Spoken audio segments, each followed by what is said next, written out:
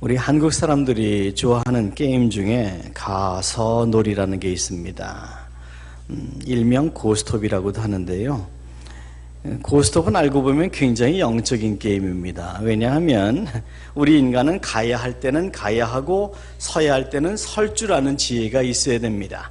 출애굽 이스라엘 보면 아무리 앞에 홍해가 가로막혀 있는 것 같고 사막이 가로막혀 있는 것 같고 그래도 하나님이 가라 하시면 갔습니다.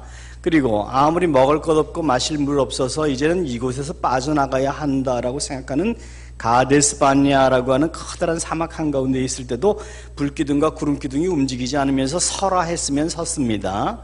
그렇게 영적인 분별력을 가지고 성령을 따라가야 되기 때문에 이 가서놀이가 즉 고스톱이 참 성경적이다. 저와 여러분도 성령의 인도하심이 있으면 무리가 있어 보여도 믿음 붙들고 가는 거고, 아무리 승산이 있어 보여도 하나님이 그거 아니야 하면 설 줄 알아야 되죠. 근데 고스톱을 보면 피박이라는 게 있습니다. 자기가 가지고 있는 게 너무 좋아가지고 그 남의 거 다 뺏어 먹으려고 못 먹어도 그러고 막 흔들다가 가진 거 다 뺏기는 게 이제 피박인데, 이것도 굉장히 영적입니다. 하나님이 내게 주신 것에 만족하지 않고 더 가지겠다고 다고오다고 하다가 가진 것까지 뺏기는, 그래서 성경은 이 믿음에 대해서 부한 자는 더 부해지고 궁한 자는 더 궁해질 것이다, 그렇게 말씀을 하세요.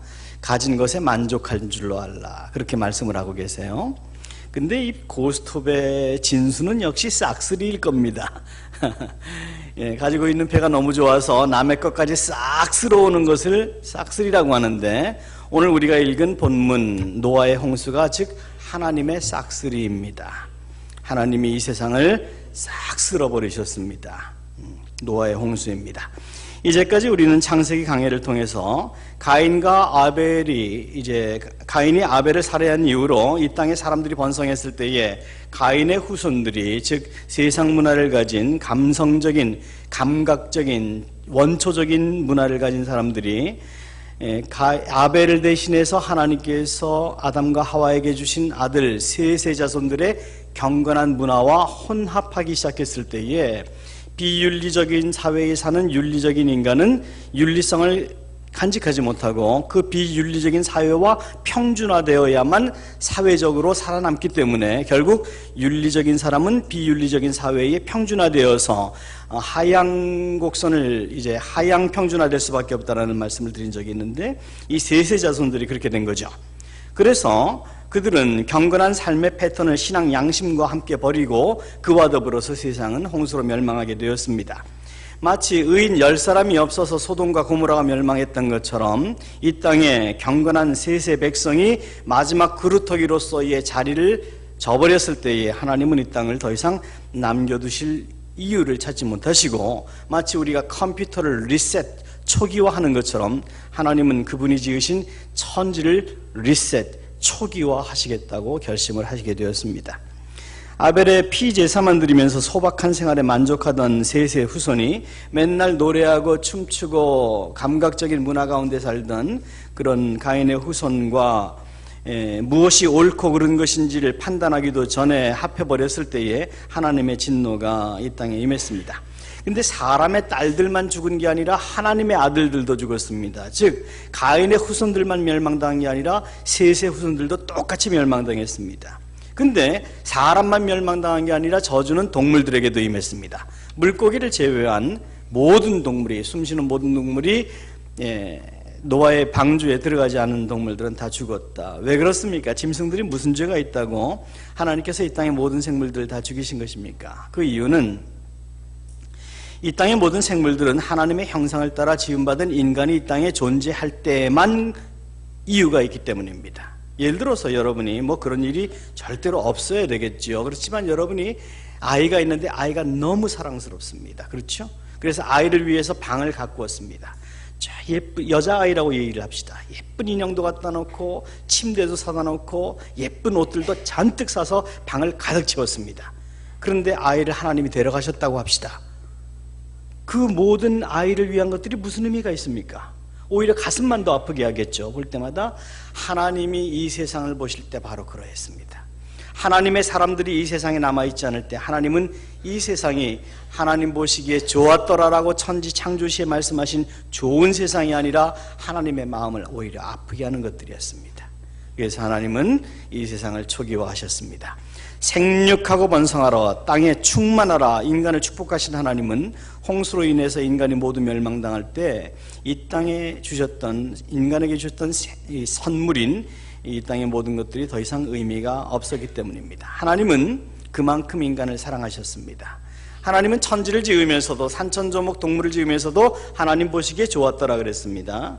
그런데 그것은 인간을 지으신 이후에 인간을 보며 하나님 보시기에 좋았다라고 한 것과는 차별화가 됩니다. 이 세상 모든 것이 하나님 눈에 아름답고 하나님이 지으신 피조물이지만 하나님의 초점은 인간에게 있었습니다. 하나님의 형상을 따라 지음받은 것은 인간뿐이었기 때문입니다. 우리가 창세기를 탐구해 나가면서 홍수의 진행 과정을 기록하고 있는 7장과 8장을 건너뛰어서 오늘 9장으로 왔는데요.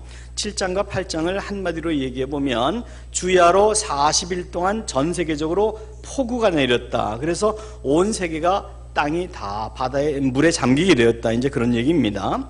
그리고 물고기를 제외하고는 이 땅에 살아남은 것은 노아를 포함한 8명의 가족들 뿐이었다. 이제 그 얘기입니다. 그리고 노아와 그의 가족은 방주에 들어간 지 1년이 지난 다음에 방주에서 나오게 되는 건데 그게 오늘 본문인데요.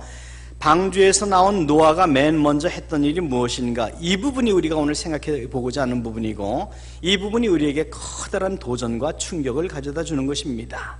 1년 동안 방주에 살았습니다. 갑갑했을 겁니다. 할 일 많았을 것입니다. 부족한 것 태산이었을 것입니다. 동물들이 쌍쌍이 들어간 그 수백 종 정확히는 알 수 없습니다만 그들이 거기다가 1년 동안 다 변반했습니다. 아마 엉망이었을 것입니다. 하루라도 속히 나오고 싶지 않았겠어요? 나와서 무엇 하고 싶었을까요? 하고 싶은 일 많았겠죠.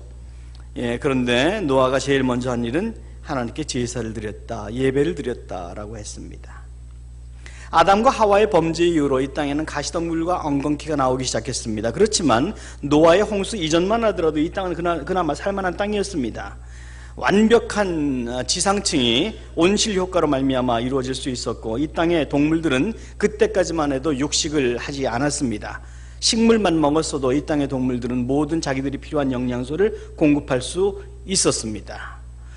그리고 사람들은 질병이 거의 없었기 때문에 노아 이전의 사람들, 노아까지만 하더라도 평균 연령이 900세가 다 넘었습니다. 그런데 노아가 홍수 마친 후에 1년 후에 방주문을 열고 나왔을 때에 그 눈앞에 펼쳐진 세계는 자기가 1년 전에 방주에 들어갈 때 세계가 전혀 아니었습니다. 그 아름답던 하나님이 지으신 세계가 홍수로 말미암아 완전히 폐허가 되고 인간의 숫자만 한 20억 정도가 되었다고 말씀드렸는데요. 인간 플러스 20억 플러스 모든 동물의 시체가 온 사방에 뒹굴고 있었습니다. 처참했을 것입니다. 풀 한 포기 나무 한 그루 살아남은 것이 없습니다. 그 처참한 환경 속에서 노아는 아마 어떻게 살아가야 될 것인지 아마 암담했을 것입니다. 뭐 먹고 살아야 되나, 당장 자기들이 살아야 될 집도 지어야 하고 돌보아야 될 가축도 굉장히 많았을 것입니다. 하고 싶은 일이 많았을 것입니다. 그런데 노아는 그 어떤 것도 먼저 하지 않았습니다. 그리고 하나님께 제사를 드렸습니다. 고난 중에 예배 드린 것입니다. 지금은 많이 달라졌겠습니다만 저희가 이제 군대 생활할 때만 해도 용산에서 열차 타고 논산으로 내려갔습니다. 논산에 내려가면 신병훈련소가 있었습니다. 근데 신병훈련소에서 교육받는 동안에 하는 일은 기억나는 것은 매 맞은 일밖에 없습니다. 그렇게 많이 때렸습니다, 옛날에는. 그래서 매 맞지 않으려고 일요일만 되면 교회 갔습니다. 예수 믿으려고 교회 간 게 아니라 매 맞지 않으려고 그 시간 피해서 교회 갔습니다. 그리고 교회 가면 그렇게 우는 사람들이 많았습니다. 우는 군인들이 많았습니다. 서러워서, 힘들어서, 고달퍼서. 그리고 그 고달픈 상황 속에서 훈련소에 가서 예수를 믿게 된 사람들이 참 많았습니다. 그런데 그들이 나중에 제대하고 사회에 나오면 예수를 대부분 안 믿습니다. 왜냐하면 고난이 없기 때문입니다. 여러분, 대한민국이 우리나라의 경제 발전과 더불어서 기독교 부흥은 전 세계가 아닌 전 인류의 역사가 주목하는 바입니다. 이만한 기독교 부흥의 역사는 기독교 2000년 역사에 없었습니다. 그런데 그 기독교 부흥의 역사가 우리나라에 언제 일어났나? 일제 치하에 숨소리 제대로 내지 못하고 살 때 일어났습니다. 1970년대, 80년대 그리고 그 이전에 이승만 정권 시절에, 박정희 정권 시절에 독재 정권 이하에, 독재 정권에서 인권 얘기하지 마, 자유 얘기하지 마, 민주화 얘기하지 마, 잘 살아보세요, 잘 살아보세요, 우리도 한번 잘 살아보세요, 새마을 운동만 얘기하고 경제 논리만 얘기를 하고, 그렇게 억압받고 자유가 없을 때, 민주화가 없을 때의 기독교 부흥이 일어났습니다. 고난받을 때 일어난 기독교입니다. 그때 교회들 변변한 악기 없었습니다. 우리와 같은 좋은 시설들 없었습니다. 그럼에도 불구하고 그들은 변변한 악기도 없고 변변한 시설도 없었지만 그들이 부르던 찬양 속에는 감동이 있었습니다. 그들이 드리던 기도 속에는 눈물이 있었습니다. 그들이 드리던 예배 속에는 은혜가 있었습니다. 예, 지금 수원, 제가 30년 전에 신혼 살림을 하던 수원과는 상상이 안 될 정도로 바뀌었습니다. 예, 그 당시에 높은 아파트라고는 아주대학교 앞에 있는 구 메탄 아파트 하나밖에 없었고 저희가 거기 살았습니다. 지금은 힐스테이트라는 것이 들어왔습니다. 그 이후에 이 모든 주변 환경들은 제가 도무지 어디가 어딘지를 알아볼 수 없을 만큼 많이 바뀌었습니다. 그런데 달라진 점은, 우리 형제교회는 제가 모르겠습니다. 그런데 그 당시의 교회들 가운데는, 많은 교회들 가운데는 예배의 은혜가 있었습니다. 사모함이 있었습니다. 사경회 한다 그러면, 특별 부흥회 한다 그러면 강단 앞부터 와서 앉았습니다. 은혜 받으려고.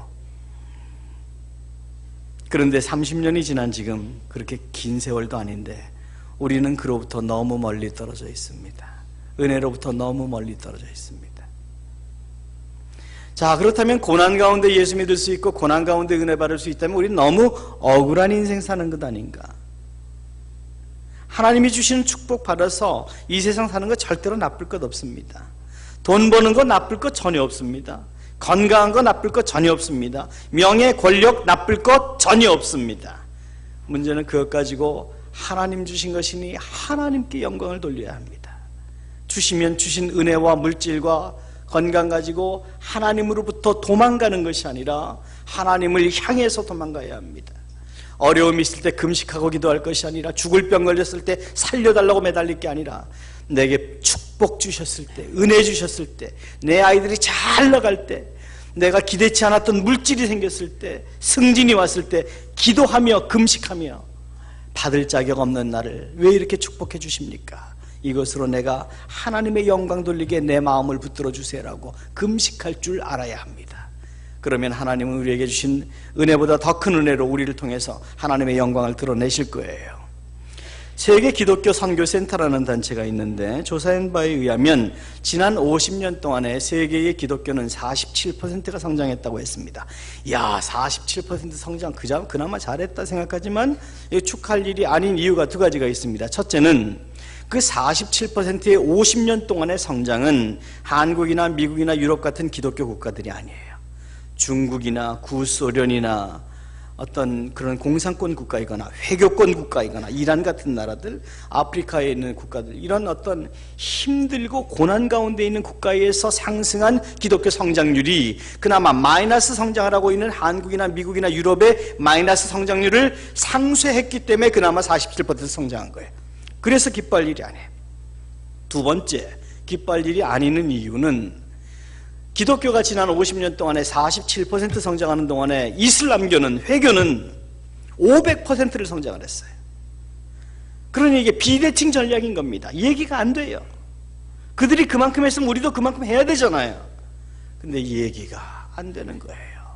그리고 이 격차가 점점 더 벌어지고 있다는 거예요. 여러분도 감지하시겠지만 한국의 이슬람 세력은 우리가 인지하지 못하게 땅굴 작전이라고나 할까, 엄청난 속도로 지금 이 세계, 우리나라를 지배하려고 지금 침투하고 있는데 이 부분에 대해서 우리는 너무 침묵하고 있습니다. 예, 그럼에도 불구하고 고난과 핍박 속에서 예배가 싹 트더라. 여러분 생각해 보세요. 우리가 고난이 있어야만 하나님께 매달릴 수 있다면 정말 어리석은 것입니다. 고난이 없더라도, 은혜가 넘치더라도, 내 잔이 넘치나이다, 내게 은혜가 넘칠 때 하나님께 매달리고 하나님께 예배하고 하나님께 인정받는 믿음의 사람으로 살아갈 수 있다면, 하나님이 축복하시면 축복하시는 것만큼 더 하나님께 나아갈 수 있다면 우리 인생이 얼마나 풍요로울까요? 물론 우리를 위한 것이 아니고 하나님의 영광을 위한 것이지만 얼마나 하나님이 우리를 기뻐하실까요? 우리를 아프게 하셔야만 우리가 하나님께 나아가서 우리를 아프게 하실 수밖에 없다면 그 하나님의 마음은 얼마나 더 아플까요? 자기 아들을 아끼지 아니하시고 우리 모두를 위하여 내어주신 하나님께서 우리가 정말 은혜 가운데 하나님을 섬기게 되는 그런 축복의 자녀로 살아가게 되기를 원치 않으실까요? 본문에서 우리는 폐허가 되어버린 이 땅에 첫 발을 내디면서 하나님께 예배하는 일부터 시작했던 노아의 모습을 발견하게 됩니다. 그런데 우리는 여기서 인생 성공의 비결을 발견할 수 있어야만 합니다. 하나님과 함께하는 것이 가장 빠른 길이라는 겁니다. 얼핏 보기에는 손해보는 것 같습니다. 해야 될 일 많아요. 산적해 있어요. 그런데 하나님을 하나님으로 인정하는 것이 노아에게는 가장 중요했듯이 저와 여러분에게도 마찬가지입니다. 오늘날 예수 믿지 않는 사람들의 외침이 무엇입니까? 나 좀 그대로 내버려두라는 겁니다. 교회 갈 시간이 어디 있어? 성경 공부할 시간이 어디 있어? 예배 예수 믿을 시간이 어디 있어? 내 인생을 챙기기에도 바빠. 내 가족 챙기기에도 내 인생 시간 부족해. 예, 하나님과 동행하지 않는 사람들의 특징은 바로 바쁘다는 겁니다. 여러분이 하나님과 동행하느냐 동행하지 않느냐를 구별할 수 있는 아주 선명한 방법이 있습니다. 여러분이 정말 바빠서 하나님과 동행할 시간이 없다면 여러분은 지금 조금 단추를 잘못 끼우셨다고 보시면 됩니다. 하나님과의 관계가 여러분 인생의 최우선 노아의 제사가 되어야만 합니다. 우리가 아무리 앞에서 남는 것 같아도요, 뒤에서 믿지면 하나님의 플러스 알파가 없으면 우리의 건강을 위한 노력이나 재물을 위한 노력이나 무엇이나 아무 의미가 없어집니다. 하나님이 뒷문을 막아주시지 않으면 여러분의 뒷문 여러분이 절대로 못 막습니다. 하나님이 책임져 주셔야 됩니다. 저와 여러분의 인생을 자동차에 비유해서 생각해 볼 수가 있는데, 우리 한국은 이제 아파트 문화가 거주 문화의 대부분이기 때문에 조금 경우가 다르겠지만, 이제 미국은 아파트 문화가 뭐 아주 특별한 맨하탄 같은 그런 뉴욕 도시들 이외에는 그렇게 많지가 않습니다. 대부분 이제 주택 문화인데, 그래도 인건비가 비싸니까 자동차 같은 거 웬만한 건 이제 사람들이 다 집에서 손을 봅니다. 스파크 플러그를 갈아 낀다든지 엔진 오일을 간다든지 뭐 이런 일들은 정비소에 가져가지 않고 대부분 집에서 하고, 또 제가 또 기계공학을 했잖아요. 근데 그런 조금은 이제 일반인들보다 조금은 더 안다고 볼 수가 있는데, 근데 저는요 자동차를 뜯을 때 참 잘 뜯어요. 근데 조립할 때 보면 항상 나사가 몇 개가 남아요. 이게 어디에다 쓰는 건지 나중에 보면 집에 나사가 이만큼 남습니다. 차마다 몇 개씩 어디서 빠지긴 빠졌는데 어디서 빠진 건지 모르는 거죠. 그냥 타고 다닙니다. 그냥 바퀴에만 나사 다 잘 붙어 있으면 된다 그러고 타고 다닙니다. 타고 다니던 차가 도요타 캠리가 있었는데, 이제 차가 크게 고장나서 이제 엔진까지 드러내고, 엔진까지 드러냈다고 하면 본넷 안에 있는 게 다 나왔다고 보시면 됩니다. 그래가지고 다시 한 일주일 걸려가지고 드러내고 다시 조립해서 넣었는데 역시 나사가 몇 개 남았어요. 뭐 그거야 뭐 이제까지도 남은 거니까 그냥 신경 안 쓰고 시동 걸리고 운전하면 되니까. 근데 호수가 하나 남는 거예요. 호수가 이게 어디로 들어가야 되는지 모르겠는 거예요. 분명히 연료 호수는 아니에요. 잘 굴러는 가는데 이 호수가 영 찝찝한 거예요. 이거 분명히 브레이크 호수도 아니고 연료 호수도 아닌데 어디서 빠졌는지를 모르겠는 거예요. 타고 다니다가 이거 어디서 빠지긴 빠졌는데 어디에 넣어야 될 텐데 고민하다가 도요타 딜러에 가지고 왔습니다. 가지고 와서 정비소에게, 그 도요타를 전문으로 하는 그 정비공에게 이거 호스가 어디서 빠졌는데 이게 어디서 나왔는지 모르겠습니다 했더니 이거 배큐um 호스네. 물론 한국말로 하진 않았겠죠. 이거 진공 호스네. 그러면서 툭 집어넣는데 5초니까 해결되는 거예요. 5초. 저는 그걸 찾느라고 일주일 동안 고민했는데 못 찾았는데 정비공이 보더니 5초면 해결되더라. 저와 여러분이 이와 같습니다. 우리는 지금 여기까지 밖에 모르기 때문에 우리가 해결할 수 있는 것들은 여기까지밖에 없어요. 그런데 그걸 하나님께 맡기면, 즉 하나님을 하나님으로 인정하고, 하나님 내 인생 당신 겁니다. 따라서 내 문제도 당신 겁니다. 내 영광도 당신 겁니다. 맡기면 하나님이 책임져 주시고 그것이 훨씬 더 지혜롭다는 것이죠. 돈 좀 모아보려고, 성공해보려고, 애들 좋은 대학 보려고 잠잠 안 짜고 고민합니다. 열심히 노력합니다.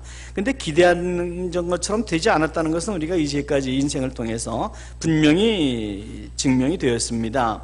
고민하는 사람이 축복받는 게 아니라 기도하는 사람이 축복받습니다. 열심히 인생 사는 사람이 축복받는 게 아니라 열심히 예수 믿어보려고 노력하는 사람이 축복받습니다. 여러분, 이 비결을, 이 성경의 원리를 절대로 잊지 마십시오. 홍수 이후에 노아가 처음 발을 디딘 땅은 황무지였습니다. 다 자기 겁니다. 주인 없습니다. 말뚝 박을 필요도 없습니다. 그런데 노아는 그 땅의 주인이 자기가 아니라는 것을 인정했습니다. 그것이 노아의 제사입니다. 하나님, 이 땅 다 당신 겁니다. 내 인생, 내 가족 다 당신 겁니다. 죄로 말미암아 자기 주변의 모든 인류가 다 멸망했을 때 노아와 그의 가족이 하나님을 향한 믿음이 어땠을까요? 정말 잘 살아야 되겠다, 정말 하나님 앞에 바르게 살아야 되겠다 결심하지 않았을까요? 예, 그랬을 거예요. 동시에 자기 인생 및 이 땅의 주인이 하나님이라는 것을 인정했고 제사를 드렸던 거죠. 여러분, 복 중의 복은 내가 하나님께 나아가는 게 아니라 하나님이 내게 오시는 겁니다. 예배는요, 내가 하나님께 나아가는 게 아니라 하나님이 나를 찾아와 달라고 애원하는 겁니다. 예배는 내가 하나님 얼마나 바쁜데 왔는지를 아세요? 그러니 내 예배는 당연히 받으셔야 됩니다라는 자세가 아니라 하나님, 나는 예배드릴 자격이 없는 자입니다. 설교할 자격이 없는 자입니다. 그러나 오늘 예배를 사모하는 하나님의 백성들을 위하여 부족한 저의 설교가 하나님의 음성으로 들려지게 해주세요. 저는 그런 입장으로 접근을 하고, 여러분은 삶의 현장에서 하나님 당신의 자녀답지 못하게 생각하고 말하고 살아왔습니다. 그러나 내가 드리는 제사를 아벨의 제사로 받아주세요. 만나주세요. 주님의 영광을 보여주세요라고, 마치 개도 주인의 상에서 떨어지는 부스러기를 먹습니다라고 예수님에게 은혜를 간구했던 여인처럼 은혜를 사모할 뿐 아니라 절박하게 애원하는 심정으로 나아가는 것을 우리는 제사, 즉 예배라고 합니다. 바로 노아의 제사가 그랬을 거예요. 하나님, 나를 왜 살려두셨습니까? 내 가족을 왜 살려두셨습니까?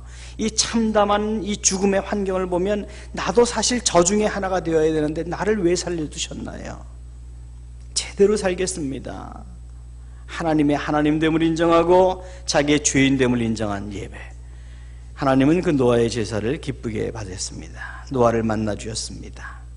저는 우리 형제교회가 무엇보다 그렇게 하나님께 예배하는 데에 가장 큰 관심을 가진 교회가 될 수 있기를 바랍니다.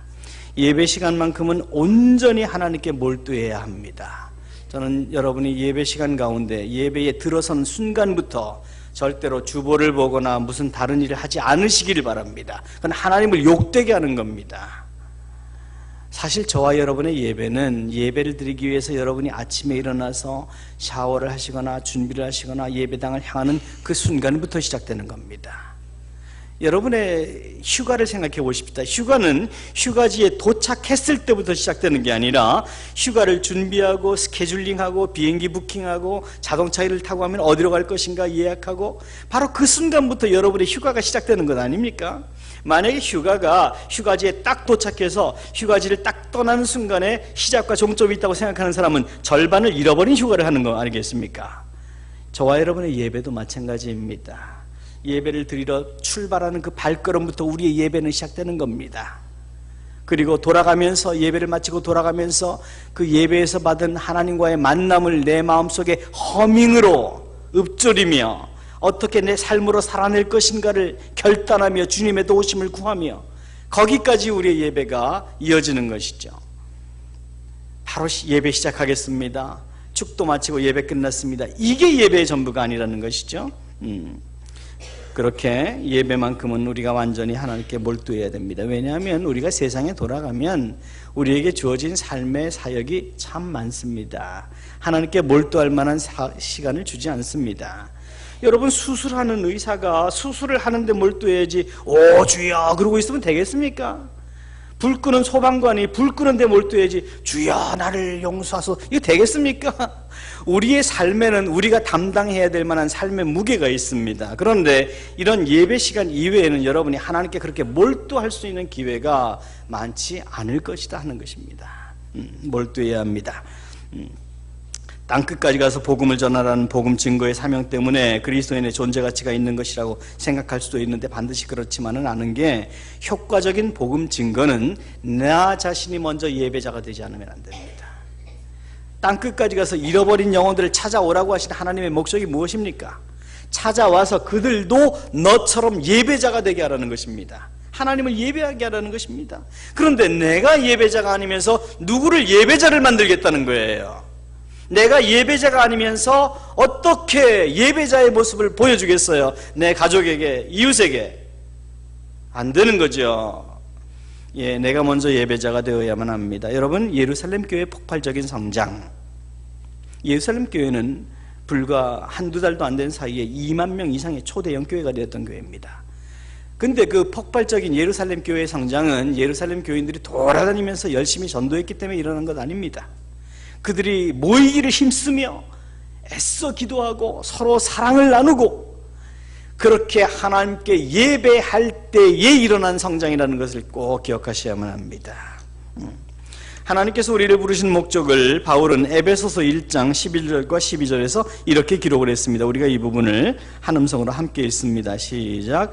모든 일을 그 마음의 원대로 역사하시는 이의 계획을 따라 우리가 예정을 입어 그 안에서 기업이 되었으니 이는 우리가 그리스도 안에서 전부터 바라던 그의 영광의 찬송이 되게 하려. 우리가 뭐가 되게 하려고 한다고요? 그의 영광의 찬송이 되게 하려니라.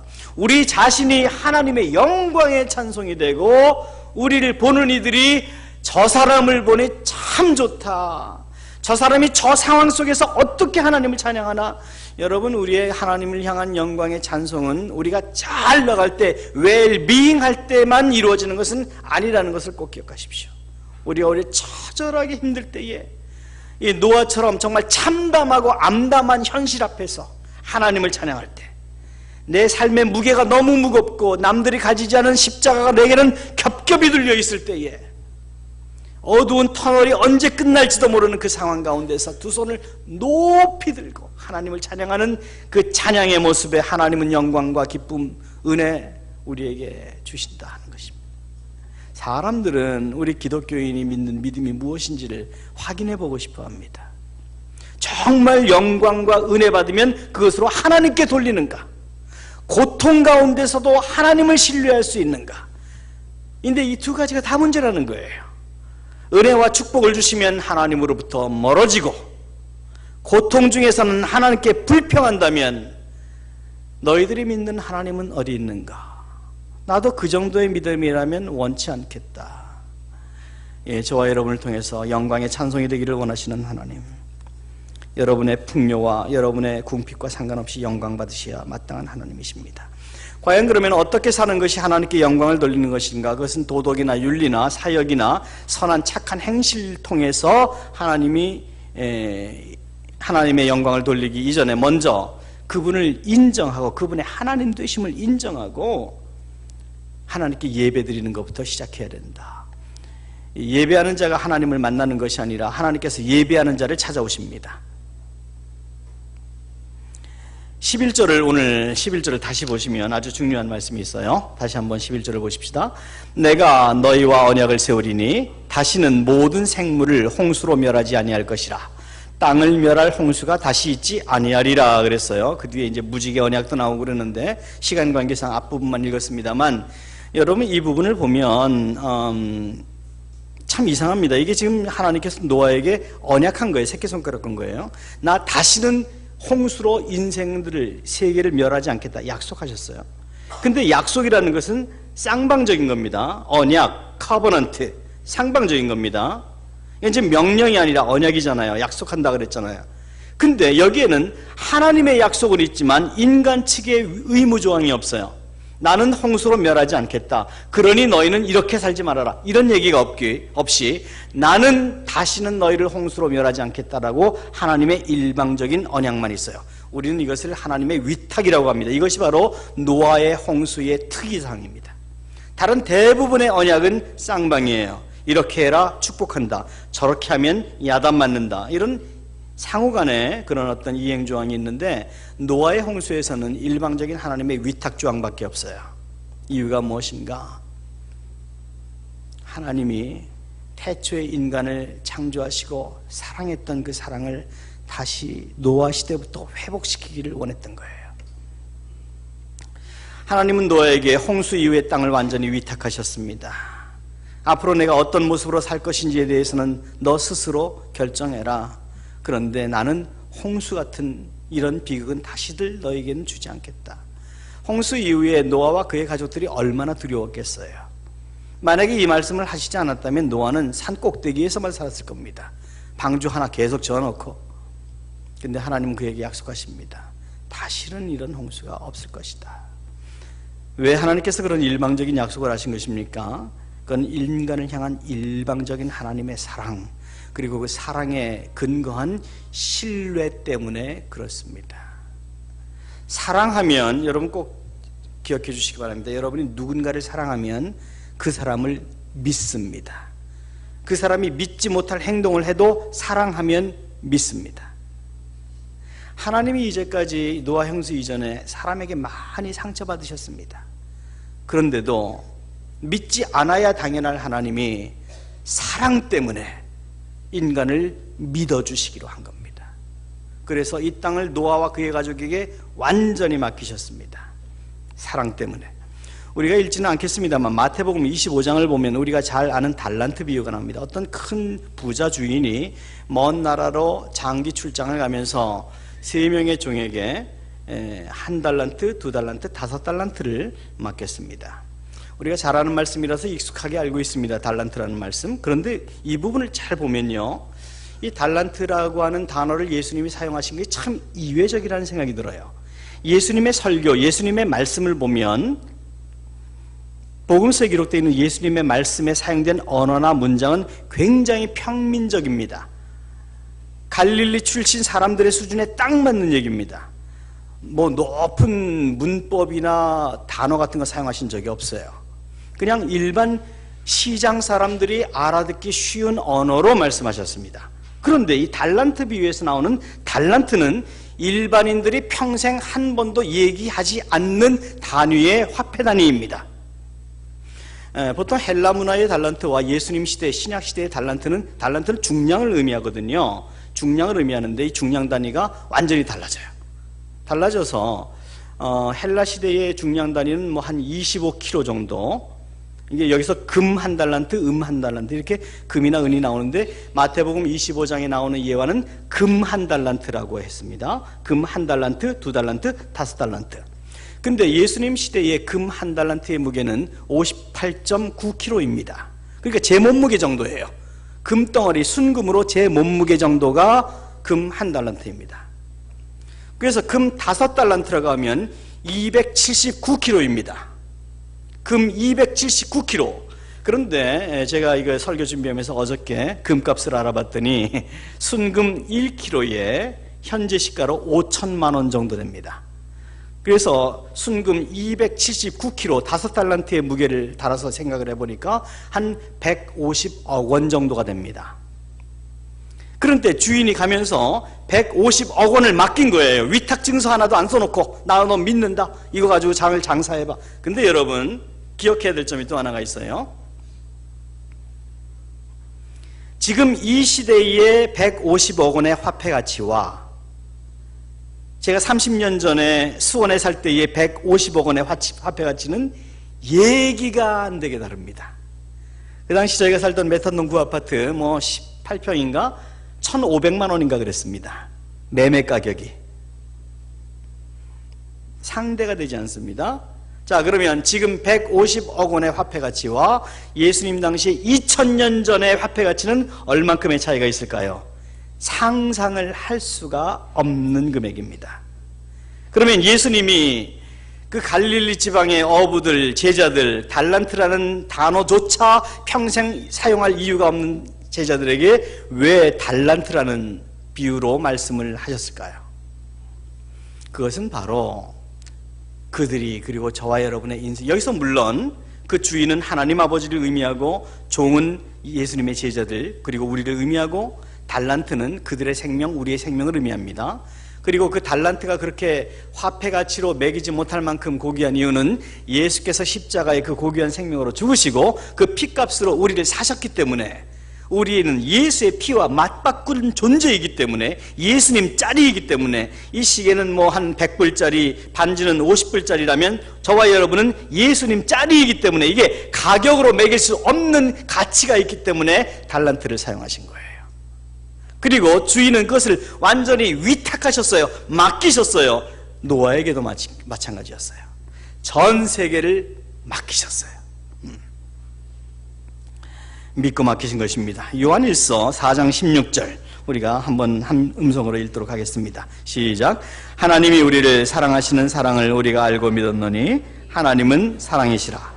사랑 안에 거하는 자는 하나님 안에 거하고 하나님도 그의 안에 거하시느니라. 앞에 부분을 보면 하나님이 우리를 사랑하시는 사랑을 우리가 알고 믿었다 그랬어요. 믿고 안 것이 아니에요. 하나님의 사랑을 알고 믿었어요.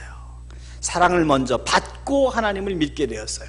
하나님을 믿었기 때문에 하나님을 사랑하게 된 것이 아니라 하나님이 우리에게 은혜를 주셔서 하나님을 사랑하게 되었어요. 그러니 하나님을 믿게 된 거예요. 오늘 본문에 등장하는 하나님의 일방적인 언약도 마찬가지입니다. 홍수로 말미암아 노아와 그의 가족을 제외한 모든 이 땅의 사람들이 전멸해 버렸을 때에 하나님은 이 땅을 다시 노아와 그의 가족에게 맡기십니다. 그리고 무지개 언약과 함께 이렇게 말씀하셨습니다. 우리 1절과 7절 한번 다시 읽겠습니다. 1절 시작. 하나님이 노아와 그 아들들에게 복을 주시며 그들에게 이르시되 생육하고 번성하며 땅에 충만하라. 7절 너희는 생육하고 번성하며 땅에 가득하여 그 중에서 번성하라 하셨더라. 이 문법적으로는 반복에 의한 강조법인데요, 하나님의 강한 의지를 의미합니다. 근데 이거 어디서 많이 본 것 같지 않으세요? 예, 그럼요, 창세기 1장 22절과 28절입니다.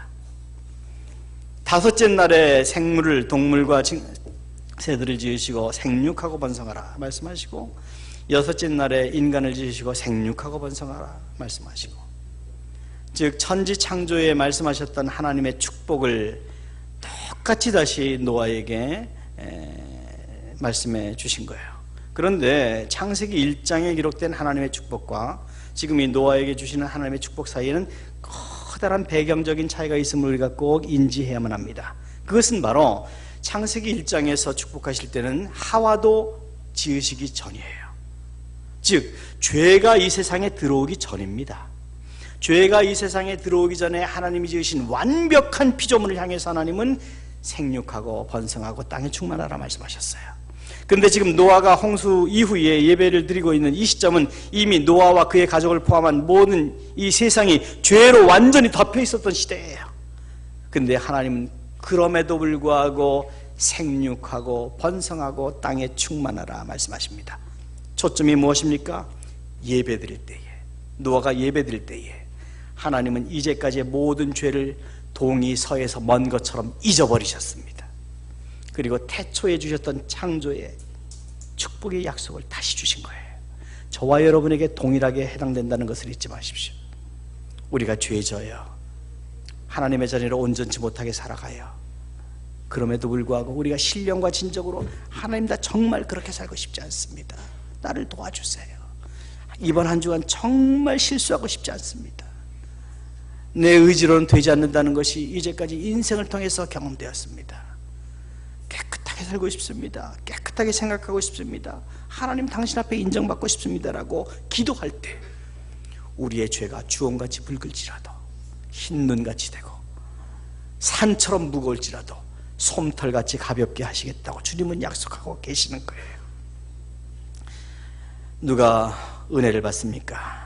이러한 자기의 연약함을 인정하고 하나님께 예배드리는 자가 은혜를 받습니다. 비록 지금 여러분 삶에 당장 해결해야 될 일이 산적해 있을 수도 있고, 여러분의 삶이 마치 홍수가 쓸고 지나간 것처럼 암담하고 참담해 보일 수도 있어도, 그럼에도 불구하고 그 문제 해결하기 위해서 발벗고 나서지 마십시오. 먼저 하나님의 하나님됨을 인정하시고, 하나님, 내 인생 당신 거잖아요, 그러면 이 문제도 당신 거잖아요, 하나님에게 맡기십시오. 그리고 그 문제가 해결되면 내 인생은 당신 것이니 이 문제가 해결된 후에 받을 축복도 당신의 것입니다라는 것도 인정하십시오. 그것이 바로 예배이고 예배자입니다. 그렇게 예배하고 예배하는 자를 하나님은 찾으십니다. 저와 여러분이 드리는 아벨의 제사, 노아의 제사를 통해서 우리의 가정이 살고 교회가 살고 이 민족이 산다는 것을 잊지 마십시오. 지금도 하나님은 신령과 진정으로 예배하는 자를 찾으시고 그들을 보호하십니다. 왜 보호하십니까? 믿음 없는 시대에 그렇게 예배하는 자를 찾기 힘드시기 때문입니다. 여러분이 예배를 하시건 아니면 딴 데 정신이 있으시건 그건 여러분 몫입니다. 그런데 노아의 제사를 바라보면서 우리는 정말 하나님이 어떤 사람을 찾으시며 어떤 사람에게 태초의 약속을 회복하시는지를 꼭 기억하십시오. 하나님 눈에 찾기 힘든 천연기념물 같은 예배자로 이 땅을 살아가시도록 노력하십시오. 여러분의 결단과 의지로 힘들 것입니다. 성령의 도우심을 구하십시오. 저와 여러분이 드리는 이 예배가 그렇게 하나님 앞에 인정받을 수 있는 예배가 되기를 바랍니다. 성가대의 찬양이 하나의 노래가 아니라 정말 하나님께서 받으실 만한 영혼의 찬양이 되기를 바랍니다. 그래서 우리가 이 짧은 인생 살면서 생육하고 번성하라 말씀하신 하나님의 축복을 마음껏 받아서 그분의 영광을 드러내는 이 시대의 노아들이 될 수 있기를 예수님의 이름으로 축원합니다. 기도하시겠습니다.